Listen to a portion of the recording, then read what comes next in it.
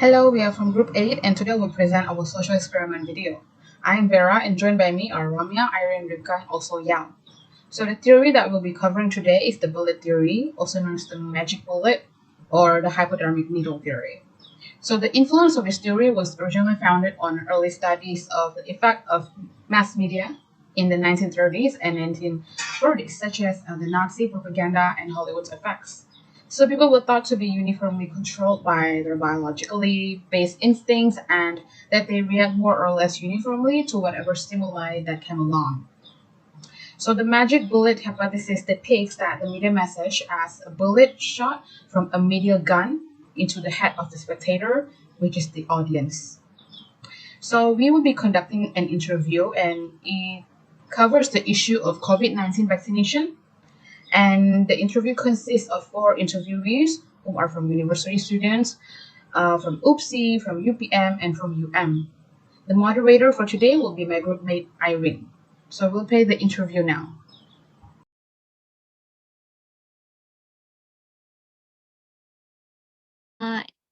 And hello everyone, my name is IZZATI and my text number is 204106 and I will be the moderator for this interview for vaccination rate. So today, I will ask all of you questions related to COVID-19 vaccine. So the first question is, have you gotten vaccinated and do you go willingly or forcefully? Okay, so let me start first. Hi everyone, my name is Zhang Liu and you can just call me Annie.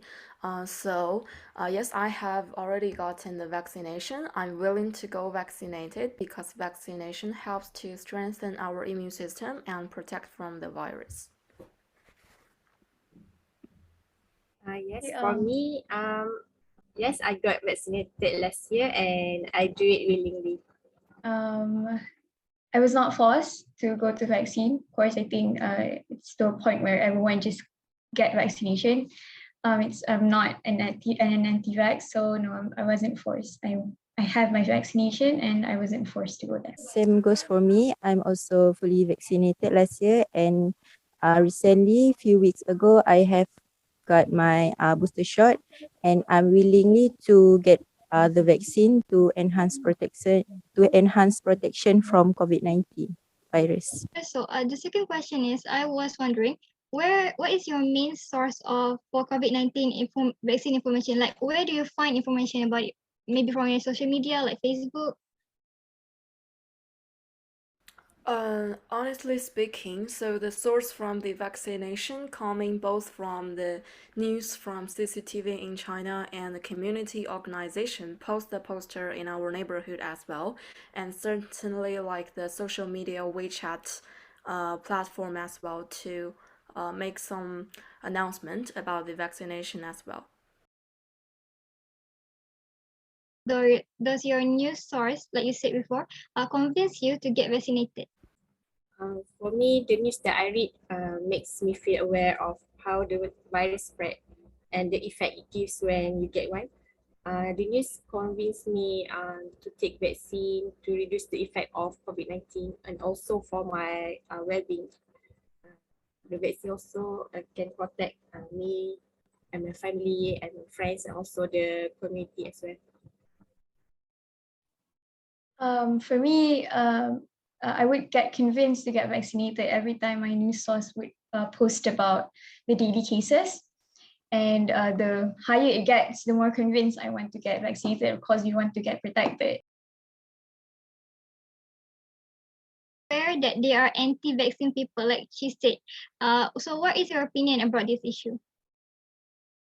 To be frankly speaking, such kind of phenomenon is less happen in China, but I did hear that there are anti-vaccinated people. This year is 2022, and there is a Winter Olympics in Beijing 2022. So some athletes from all over the world will come into China to compete for their medals. But for those athletes who are not fully vaccinated, China won't accept it for their rivals in the Olympics. And I think sometimes if people are not go to the vaccinated, because I think they are afraid of the side effects of vaccination. So a better solution is to make announcement of vaccination that the side effects are rarely slightly, and tell them that the function of vaccination is to help them infected by the virus and raise their awareness that life is the most important. Without the life, nothing works. Or else, if people still continue with their belief that they are not afraid of the virus or something related to this, the government should take some mandatory actions and give some punishment or penalty about this. News might be influential on the anti-vaccine decision. I think firstly the news is spreading through the official channel from one country, and the image construction of one country is crucial as well. So I think one of the ways through the official channel for vaccination could be influential. Since the news always updating about the COVID-19 issues, I think the advanced people will realize how dangerous the virus is. They really realize how many people died and suffered because of the virus. So I think it makes the advanced people more aware of the situation, and the news will give more information about the COVID-19. And this will make the anti-vaccine people influence. The news will influence them to take the vaccine as well. Different opinions and perspective from all four of you. So that is the end of our interview. Again, thank you so much for your cooperation, for joining this interview. That's all from me. Thank you and goodbye. You may leave the Zoom.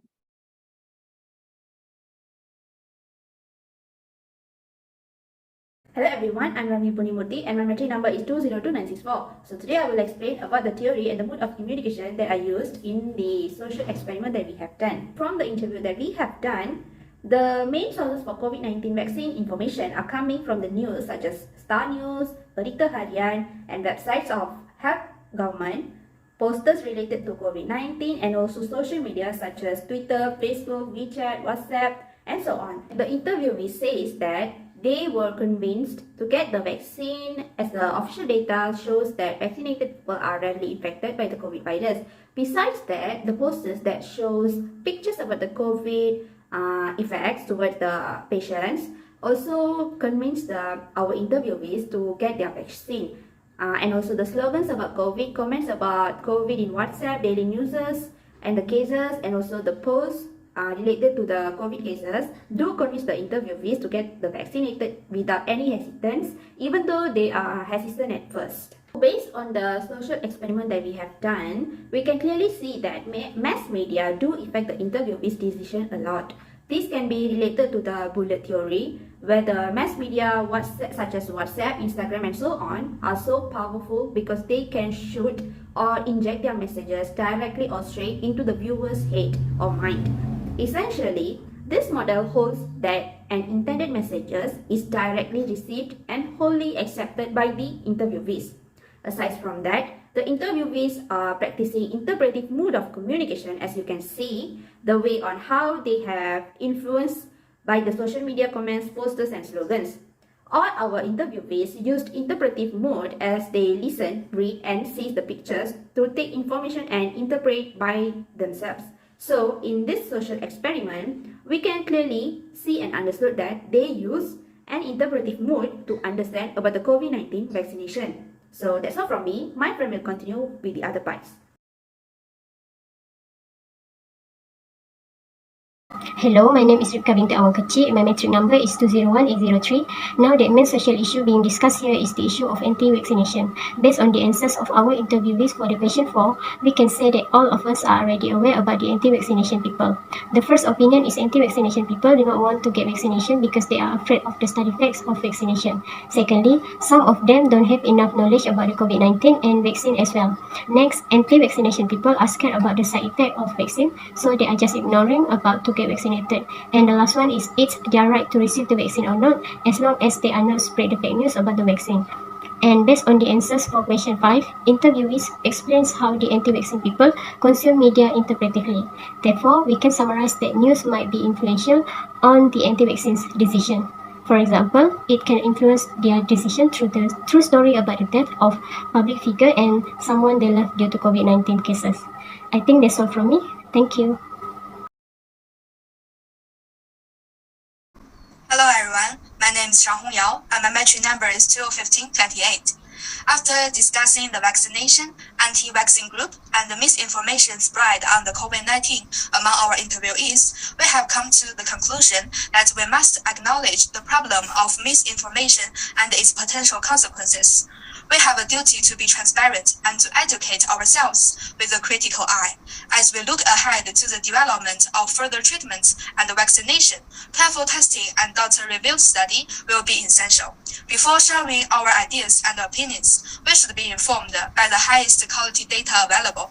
This responsibility to disseminate reliable information extends to public health officials, social influencers, and civic leaders whose words may reach the ears of many. That's all from us. Thank you everyone for watching.